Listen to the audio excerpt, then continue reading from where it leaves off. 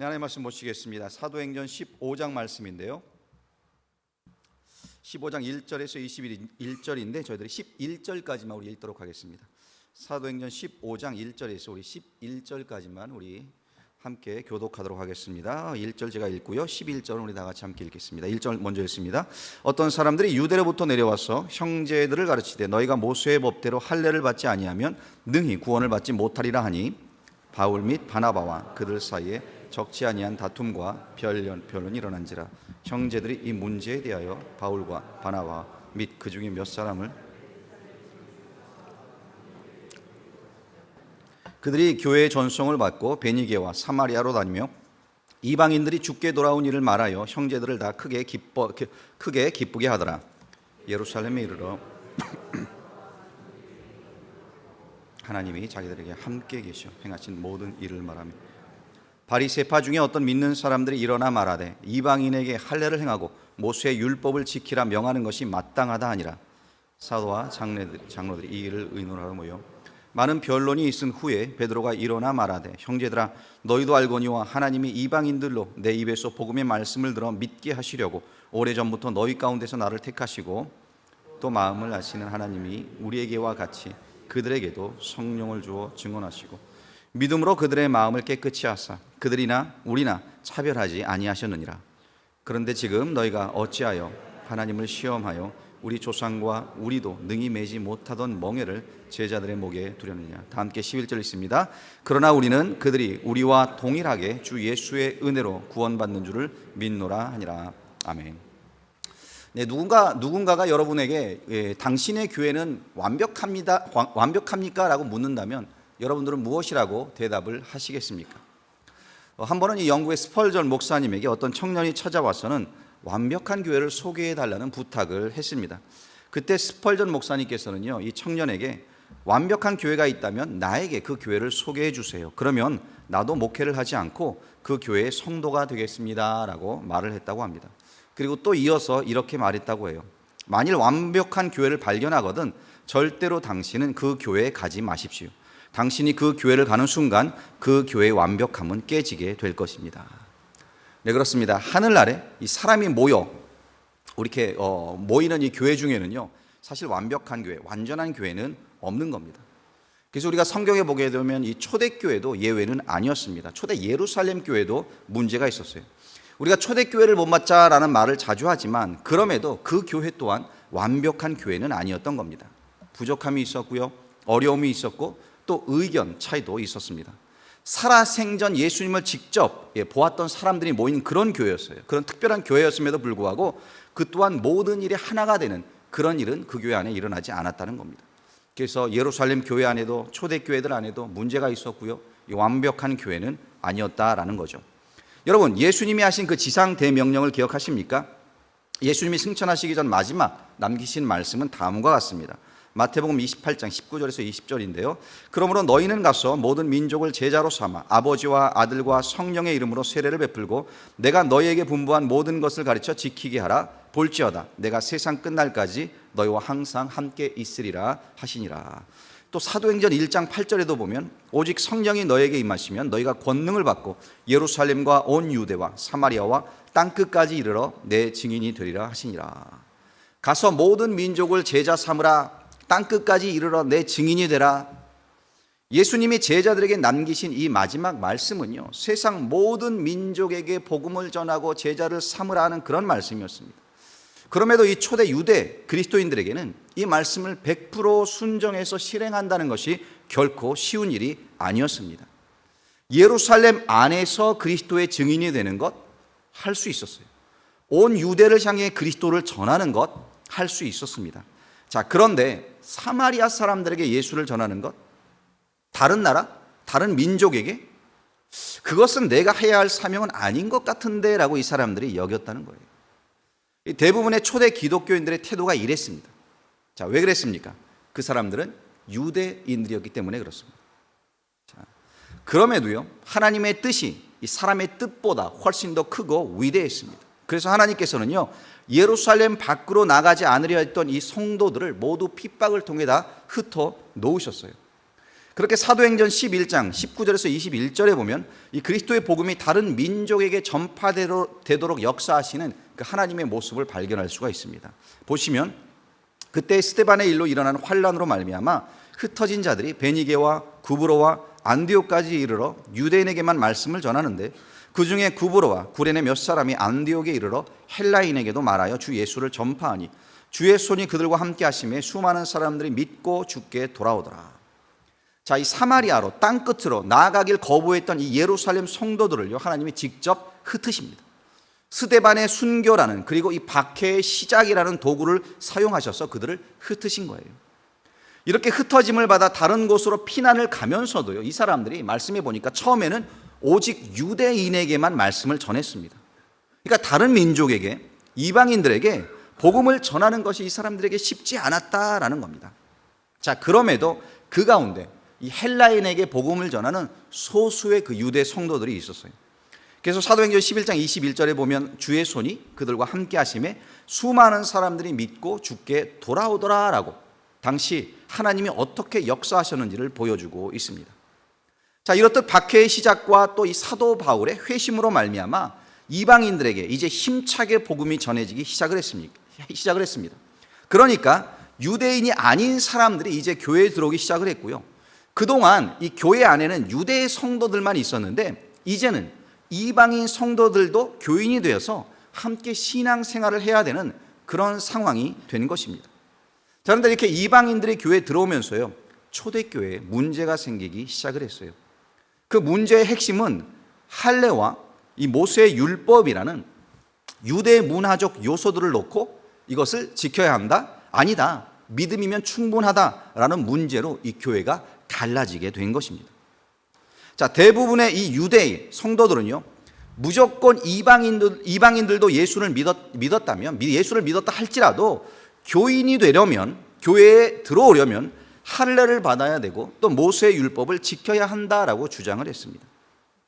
자, 이 문제는요 초대교회가 직면한, 그동안에는 이 유대인들의 전통과 문화 속에서 이들이 신앙생활을 해왔는데 이제는 다른 민족, 다른 문화, 다른 전통에 속한 사람들을 교인으로 받아들일 때 이 문제를 어떻게 적용할 것인지, 더 나아가 복음의 본질이 무엇인지, 복음이 문화와 전통과 인종이라는 이 문제에 구속되어야 하는지 아니면 구원을 받는다는 것이 무엇을 의미하는지, 이런 수많은 문제에 이 교회가 직면하게 된 것입니다. 자, 이런 문제를 이제 교회가 다루게 되는데요. 그래서 이 문제를 해결하기 위해서 오늘 본문에 보니까 이 안디옥 교회는 바울과 바나바를 예루살렘으로 보냅니다. 그리고 이 예루살렘 교회에 모여서요, 당시 이 교회 여러 지도자들이 모여서 사도들과 장로들이 함께 모여서 이 문제에 대한 답을 얻기 위한 회의가 열리게 됩니다. 자, 그래서 이 시간 이 예루살렘 회의가 갖고 있는 중요성을 우리가 이 시간 함께 나누어 보면서 우리에게 주시는 교훈이 무엇인지 한번 생각해 보도록 하겠습니다. 첫 번째로 이 예루살렘 회의는요, 복음이 이 유대주의적 좁은 시각에 갇혀 있는 것이 아니다라는 것을 선포한 그런 회의였어요. 본문 1절에 보시면 이 문제의 시작에 대해서 이렇게 말씀하고 있습니다. 1절에 보시면 어떤 사람들이 유대로부터 내려와서 형제들을 가르치되 너희가 모세의 법대로 할례를 받지 아니하면 능히 구원을 받지 못하리라 하니. 자, 사도 바울과 바나바가 이 안디옥 교회에서 복음을 전했습니다. 회당에서 복음을 전하기 시작을 하고 유대인들 중에서도 예수를 믿고 교회에 들어온 사람들이 있는가 하면 이방인들도 예수를 믿고 교회에 들어오게 되었어요. 그런데 이 유대, 예루살렘, 여기서 내려온 이 그리스도인들 중에 이 사람들이 할례를 받지 않은 사람들도 교회에 있네. 이 모습을 보고는 이래서는 안 돼. 너네 할례 받아야 돼. 너네도 모세의 율법을 지켜야 돼. 이런 유대교적인 이 사상을 그들에게 가르치기 시작을 한 거예요. 그러니까 교회 안에 적지 않은 문제가 되었겠죠. 예루살렘에 모여서도 이 똑같은 문제가 발생을 합니다. 그래서 5절에 보시면 이제 예루살렘 교회에 사도 바울이 도착을 했죠. 근데 그곳에서도 보니까 바리새파 중에 어떤 믿는 사람들이 일어나, 바리새파 출신의 예수를 믿은 사람들입니다. 이 사람들이 일어나 말하되 이방인에게 할례를 행하고 모세의 율법을 지키라 명하는 것이 마땅하다 하니라. 이런 문제가 여러 교회들 가운데 있었던 거죠. 예루살렘 교회 안에도 있었습니다. 사실 그래요. 이방인들이 예수를 믿고 교회에 들어오기 시작을 하면서요, 이 유대인들보다 더 많은 수의 이방인들이 교회에서 활동을 하게 되었습니다. 자, 그동안 이 유대인들은요, 이방인들과는 상종도 하지 않았죠. 이방인들을 심지어 개처럼 여겼습니다. 그런데 갑자기 이 사람들이 예수를 믿었다고 교회로 자꾸 들어오는 거예요. 교회의 일원이 되기 시작을 한 겁니다. 그리고 같은 형제 자매라고 불리웁니다. 떡을 떼고요, 잔을 나누고, 그렇듯 한 상에 앉아서 먹고 마시는 그런 관계가 된 것입니다. 그러니 여러분, 이 변화를 받아들인다는 것이 얼마나 이들에게 힘들었겠습니까? 힘들었다는 거죠. 그래서 제시된 해답이 무엇인가요? 할례를 받으라, 모세의 율법을 우리처럼 지키라, 그런 거였습니다. 이 말은요, 유대인이 되라 라는 말이었어요.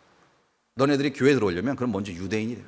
차라리 유대인이 되어서 그리고 나서 예수를 믿으면 되지 않냐 라고 이런 이치, 이런 주장을 하는 사람들이 생겨나기 시작을 한 겁니다. 이방인인 그 상태, 우리가 분명히 다른데 그 다름을 그대로 받아들이기 힘들으니까 차라리 우리처럼 되라, 유대인이 되라라고 했던 겁니다. 여러분, 우리는 어떻습니까? 우리의 문화와 전통을 복음보다 더 중요시 여기고 있지는 않습니까? 이것이요, 유대 성도들이 가지고 있었던 복음에 대한 인식이었습니다. 먼저 유대인이 되어야지만 구원을 얻을 수 있다라는 생각이 있었다는 거예요. 그러니까 믿음만으로 충분하지 않다는 거죠. 유대인이 되어야지만 구원 얻을 수 있는 자격이 생긴다라는 겁니다.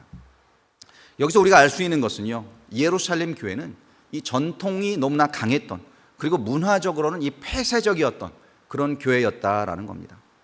많은 경우 우리는 이 나와 다른 사람을 받아들이는 것을 힘들어합니다. 어렵습니다. 있는 그대로를 받아들이질 못하니까 그 사람을 자꾸 바꾸려고 한다는 거예요. 나의 기준과 나의 가치관에 맞는 사람으로 자꾸 바꾸려고 합니다. 심지어 우리가 교회에서 자주 듣는 말 중에 하나가 교회는 하나 되어야 한다라는 말이에요. 많이 들어보셨죠? 그런데 교회가 하나 되는 기준이 무엇입니까? 대부분이 생각하는 이 하나됨의 기준은 나예요, 나. 저 사람이 나처럼 믿으면 되는데, 저 사람이 나처럼 행동하면 되는데, 저 사람이 내가 좋아하는 것을 좋아하면 되는데, 그렇지 않으니까 하나가 되질 못한다는 거죠. 나는 변하려고 하지 않고, 나는 그 사람에게 맞추려고 하지 않고, 무조건 그 사람이 변해야 된다. 이 하나됨의 기준이 내가 되다 보니까 더 하나 되지 못하고 오히려 더 갈라지는, 분열되는 그런 문제가 생겨나게 되더라는 겁니다. 초대교회에 문제가 있었습니다. 너네들이 교회 들어오려고 해? 그러면 유대인이 먼저 돼. 너네들이 유대인이 되면 다 해결되는 거예요. 그럼 우리 하나가 될 수 있어. 이런 해답을 제시했다는 거죠. 근데 이것이 과연 하나님이 원하셨던 건가? 아니라는 겁니다. 상황을 너무나 좁은 이 유대인이라는, 유대 문화라는, 유대 전통이라는 그 시각으로만 이들이 보고 있었다는 겁니다. 그렇다 보니까 뭐만 보입니까? 다른 것만 보이는 거예요. 다른 것만. 유대인의 입장에서 모든 것을 보니까 다 달라요. 너무 달라요. 하나 되질 못합니다. 한 교회를 섬기지 못하는 겁니다. 그러니까 이 시각을 우리가 넓힐 필요가 있어요. 그러니까 내 중심으로 보는 게 아니라 하나님, 심지어 성경이 말씀하는 그 기준으로 우리가 보아야 할 필요가 있다라는 거죠. 그래서 여러분, 우리의 전통과 문화가 너무 강해서 복음 전하는 일이 방해받아서는 안 되는 겁니다. 십자가의 복음 그 자체보다 우리의 풍습을 더 중요시 여겨서는 안 된다는 거죠. 교회가 전통적으로 강하고 문화적으로 폐쇄된 그런 모습을 하고 있지는 않은지 항상 우리를 돌아볼 수 있어야 합니다. 이 유대교의 중심에는요, 항상 유대인들 본인은 하나님으로부터 선택받은 민족이라는 이 선민 사상이 자리 잡고 있었습니다. 하나님으로부터 선택받은 하나님의 소유된 백성이다라는 겁니다. 자, 그러나 문제는 시간이 흐르면서요, 그들이 하나님의 소유인 것, 이것이 중요한 것이 아니라 어떻게 됐냐? 하나님을 그들의 소유로 만들어버렸다는 거예요. 그래서 문제가 생긴 겁니다. 여러분, 어떤 일이 일어나는지 이해가 되시는지 모르겠는데, 처음에는요, 하나님이 중요했어요. 하나님 자체가, 그분의 말씀이, 하나님의 뜻이 중요했습니다. 그래서 내가 하나님의 사람이 되는 것이 중요했습니다. 그런데 시간이 흐르면서 하나님보다는 하나님이 과연 내게 주실 수 있는 것들은 무엇인가? 하나님이 내 편이신가? 하나님이 내 뜻, 내 소원을 들어주실 것인가? 이런 것들이 중요해지기 시작을 한 겁니다. 그러니까 결국에는 내가 하나님 편에, 하나님 쪽에 서는 것이 아니라 하나님을 내 편으로, 내 쪽으로 자꾸 끌고 오려고 하는 그런 신앙으로 신앙이 변질되었다는 거예요. 근데 많은 경우 우리가 처음에는 순수하게 하나님의 뜻을 따라 살겠습니다라고 고백을 하고 그렇게 믿지만 시간이 흐르면서 많은 경우 하나님을 내 쪽으로 끌고 와서 내가 원하는 하나님으로 만들려고 하는 그런 실수와 오류를 우리 또한 범할 때가 너무나 많다는 거예요. 그래서 결국에 어떻게 됩니까? 내가 만든 전통이 중요해집니다. 내가 세운 원칙이 더 중요해집니다. 그래서 다른 사람이 내가 속한 공동체에 들어오려면 내가 세운 그 전통을 따라야 합니다. 아니 어떻게 할례도 받지 않고 모세의 율법도 지키지 않는 저 이방인들이 단지 예수를 믿었다는 이유만으로 우리와 같은 하나님의 백성, 선민이 될 수 있단 말인가? 우리 공동체에 들어오고 싶다면 할례를 받아야지, 모세의 율법을 지켜야지, 먼저 유대인이 되어야지, 그 다음에 우리와 함께 이 교회 일원이 될지 말지를 우리가 논해야 하는 것이지. 이런 논리를 펴는 사람들이 있었다는 거예요. 이것이 바로 유대 성도들이 가지고 있었던 패러다임, 좁은 시각이었습니다. 좁은 시각. 자, 어떻게 보면 이 문제는요, 작은 문제처럼 보일 수도 있어요. 그러나 예수 그리스도로 시작된 교회가 이 유대주의적인 좁은 기독교가 되느냐, 아니면 유대를 초월하는 전 인류의 기독교가 되느냐 하는 아주 중요한 그 분수령, 그것을 가르는 아주 중요한 결정이 지금 예루살렘 교회 안에서 이루어지고 있었다는 겁니다. 여러분, 사실 우리 교회도요 50년이라는 오래된 전통을 가지고 있습니다. 그래서 더욱 이 조심해야 되는 부분들이 있다는 거예요. 너무 역사와 전통을 강조하고 또 자랑하다 보면은 복음의 핵심적인 요소들을 놓칠 수 있습니다. 전도와 선교를 통한 그 영혼 구원의 사명, 예수님의 마지막 지상 대명령을 놓칠 수 있기 때문에 그런 겁니다. 그래서 우리가 자랑해야 될 것은 무엇입니까? 십자가밖에 없어요. 십자가밖에. 교회의 오래됨도 우리의 자랑거리가 될 수 없습니다. 교회의 어떤 건물도 우리의 자랑거리가 될 수 없습니다. 그동안 우리가 이루어 놓았던 그런 업적도 자랑거리가 되어서는 안 되는 겁니다. 오직 예수 그리스도와 그가 십자가에 못 박히신 것 외에는 내가 자랑할 것이 없다라고 고백했던 그 사도 바울의 고백처럼 우리는요 예수만 고백해야 돼요. 예수만 자랑해야 돼요. 십자가만 자랑하는 그런 교회가 되었으면 좋겠습니다. 자, 두 번째로 예루살렘 회의는요 살아계신 하나님의 일하심을 확인하는 그런 놀라운 간증의 장소였어요. 예수님이 승천하신 후에 예수님의 제자들에 의해서 이제 교회가 시작이 되고 또 발전되어 왔습니다. 예수님이 말씀하셨던 것처럼 복음은 이제 예루살렘과 온 유대와 사마리아를 넘어 이 땅끝까지 전파되어야만 했습니다. 그래서 이 말씀에 순종한 많은 성도들이요 가는 곳마다 열심히 복음을 전하기 시작을 했어요. 이 과정 속에서 수많은 이방인들이 예수를 믿고 또 주님의 백성으로 거듭나기를 시작을 한 겁니다. 자, 그렇게 우리가 지금까지 보아왔듯이요 사도행전 10장에서는 이 백부장 고넬료에게 베드로가 복음을 전파했습니다. 또 11장에 와서는 안디옥 교회가 헬라인들에게 복음을 전했습니다. 13장 14장에 와서는 바울과 바나바가 선교사로 파송을 받아서 1차 선교 여행을 통해 수많은 이방인들이 주님께로 돌아오는 그런 역사를 이 소아시아에서 경험을 했습니다. 자, 그렇게 사도 바울은요 자신을 통해 하나님이 이루신 그 역사가 어떤 것인지에 대해서 갈라디아서 3장 28절 29절에서 이렇게 고백을 합니다. 너희는 유대인이나 헬라인이나 종이나 자유인이나 남자나 여자나 다 그리스도 예수 안에서 하나이니라. 너희가 그리스도의 것이면 곧 아브라함의 자손이요 약속대로 유업을 이을 자니라. 유대인이나 헬라인이나 예수를 믿었다면 아브라함의 자손이다. 아브라함의 이제 우리는 한 가족이다. 우리는 하나다. 믿음 때문에, 할례 때문도 아니고 모세의 율법 때문도 아니고 예수 그리스도 그분 때문에라고 지금 말하고 있는 겁니다. 그래서 오늘 본문에서도요 이 수많은 토론이 이루어지고 뭐 각자의 생각을 이야기하고 의견이 이렇게 오가던 중에 베드로도 일어나서 하나님이 자신을 통해 하신 그 일에 대해서 다음과 같이 간증을 합니다.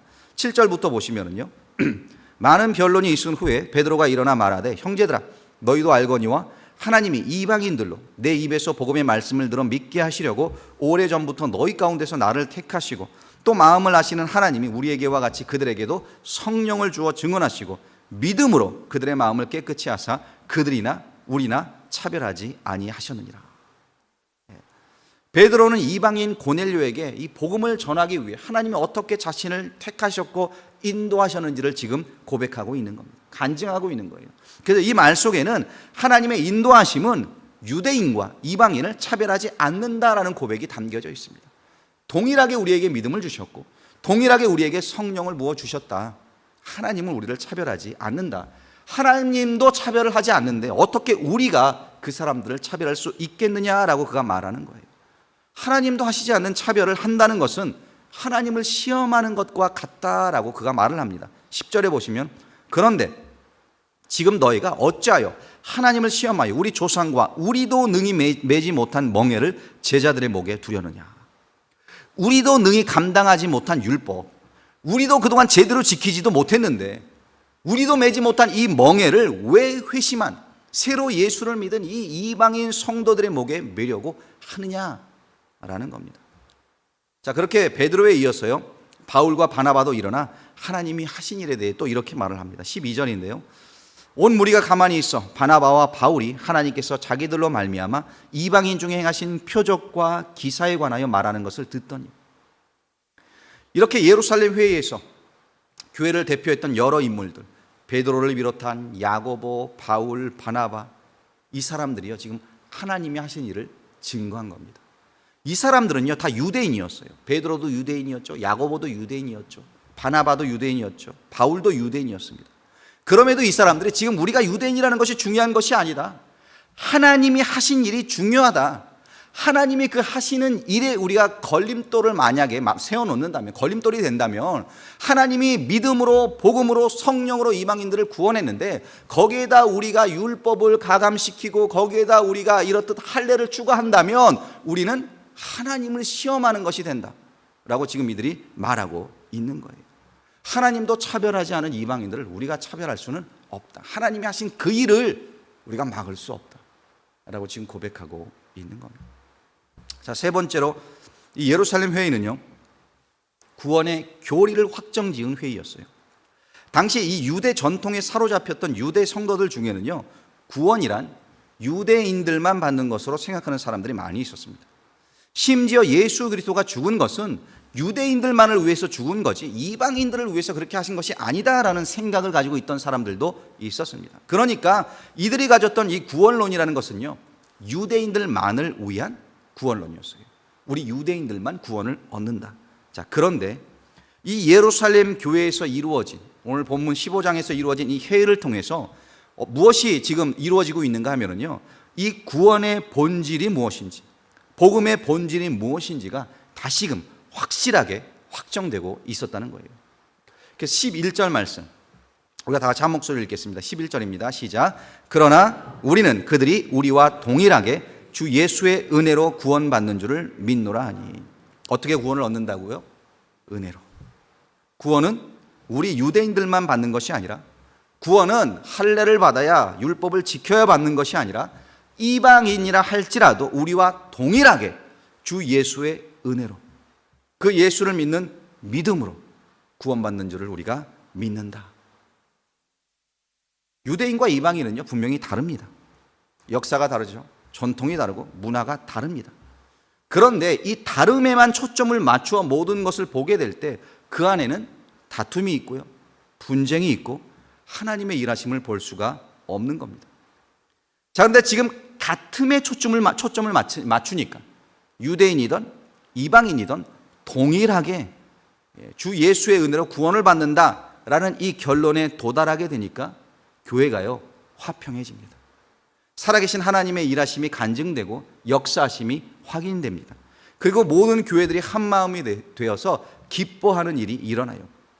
예루살렘에서 이제 결정된 이 모든 것들을요 서신으로 기록해서 바울과 바나바가 안디옥 교회로 가져갑니다. 그렇게 안디옥 교회에 가서 이제 유대인 성도들과 또 이방인 성도들이 함께 있었죠. 함께 모아놓고 그들 앞에서 이 예루살렘에서 결정된 내용들을 편지로 그들이 읽어요. 그래서 같은 이 15장 30절 31절 우리가 읽지는 않았지만 거기가 보면 이런 내용이 나옵니다. 그들이 작별하고, 지금 바울과 바나바입니다, 안디옥에 내려가 무리를 모은 후에 이제 교회 성도들을 다 모아놓았죠. 편지를 전하니 예루살렘에 결정된 그 내용들을 이제 적어온 것을 읽습니다. 31절에 읽고 그 위로한 말을 기뻐하더라.